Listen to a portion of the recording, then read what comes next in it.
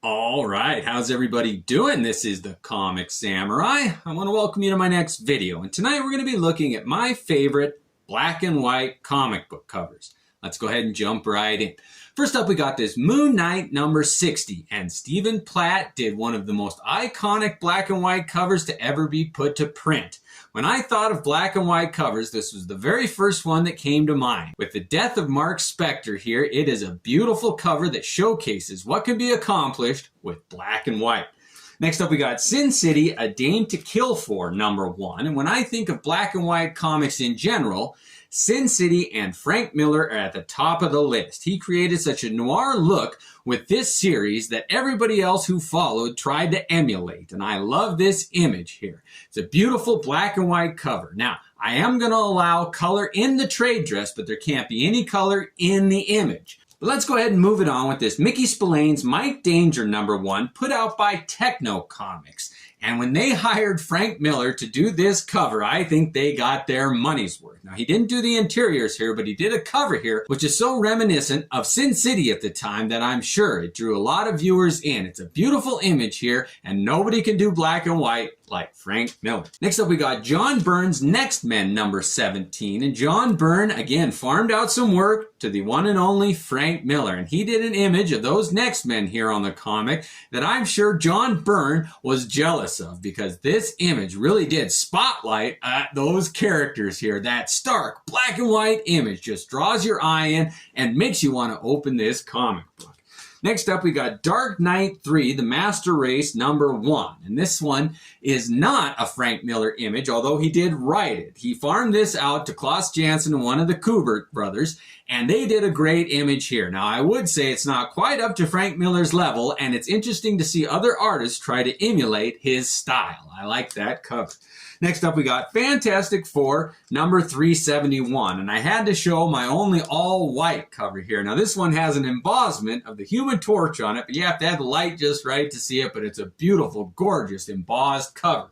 Following that one up is Solar, Man of the Atom, number 10. And this is an all-black cover here. The interiors were done by Barry Windsor Smith, and his signature, his initials are embossed on the cover here, but there is no image. It's just black.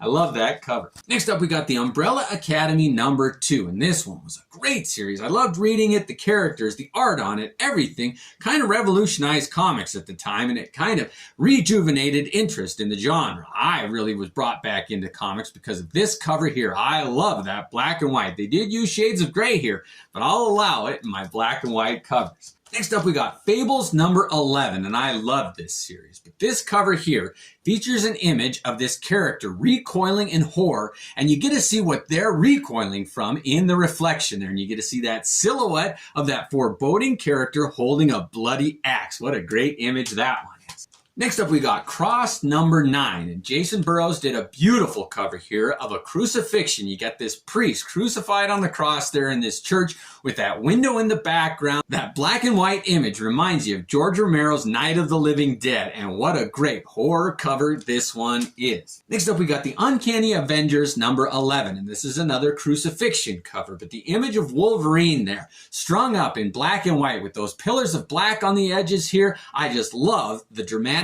emphasis on this cover. Next up, we got Battlefield's Dear Billy number 1. Now, this one is another John Cassidy cover here, but the embracing image of those two figures reminds you of all those black and white photos that were taken during World War II. And I love how their silhouette also was used as an image of what kind of the action that was going to be in this comic book story. Next up, we got Powers, number 10. Now, Michael Avon Oeming was such a great artist, and he utilized such simplistic graphic images. And this one, like a flashbulb of Dina Pilgrim's eyes there. And it's just like, oh, she's caught in this moment. What's going on? This is an exciting, compelling image done in just black and white. I like that.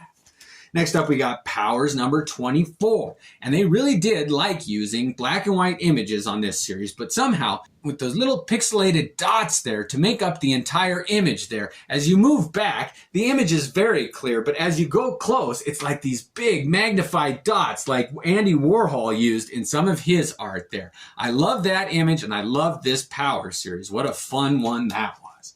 Next up, we got Punisher Max number 22. This one's a beautiful image. I love whenever I can sneak in a Punisher cover, and I know there's some fans of mine who love that too. But this one, black and white there, and look at how they used the graphic elements with the type incorporated in the cover, and then the image of the Punisher's skull there and the branches of that tree. Oh, the dead tree is such a great symbol too, but you put in that hidden image of the skull and you've got an instant classic on your hands. I like that. Next up, we got the Astonishing X-Men number 10, and this one almost looks like a black and white photograph, but this is supposed to be Professor X's visage here on the cover here, and you get to see what his eyes looks like and his shaved head there. I love this. It's a stark black and white image that I think worked. It set the tone for that comic.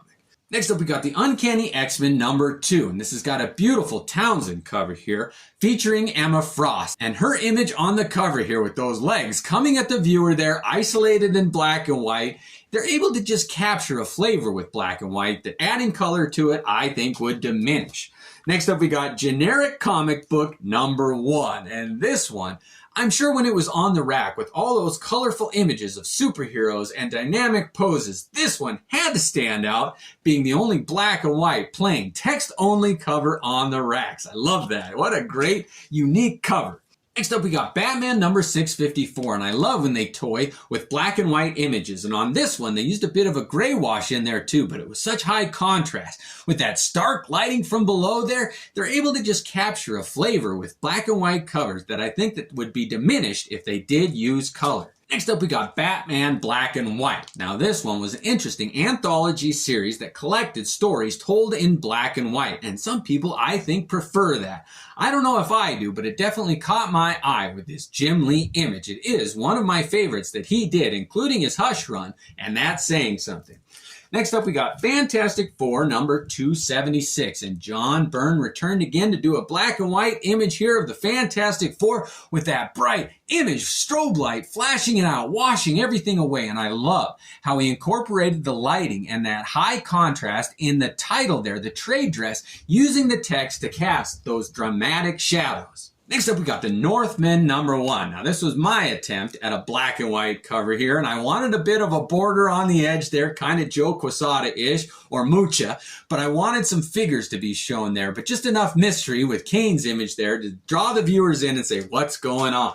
Next up, we got the Northman number 2. Now, all of mine were done in black and white, and this was kind of an homage to Hulk number 340, of course, with the reflection in the blade there. But I did like using black and white images and seeing if I could make a dramatic image. Now, this one, issue number 3, I tried to use some implied lines on the stake there, and I love it how I didn't draw the line. It doesn't continue there, but it does connect it with that top of the stake there. I love that cover. Next up, we got issue number 4 here, and I wanted to wrap it up with a group shot of the Northmen. They finally coalesced as a team there, and I don't know if it worked or not, but this was a fun series for me to draw. All right, I always save the best for last, and next up, we got the Spectacular Spider-Man number 101. And John Byrne put in his bid to be top black and white cover artist with this one. I love all the implied lines where the edges of Spider-Man's body are made out by the silhouettes of the windows in the buildings in the background there. This one is just a masterclass of perspective, black and white, interesting, dynamic images, and John Byrne proves that he is a master. Well, let me know what black and white comic book covers I forgot. What was your favorite? Thanks for joining me and have a great night.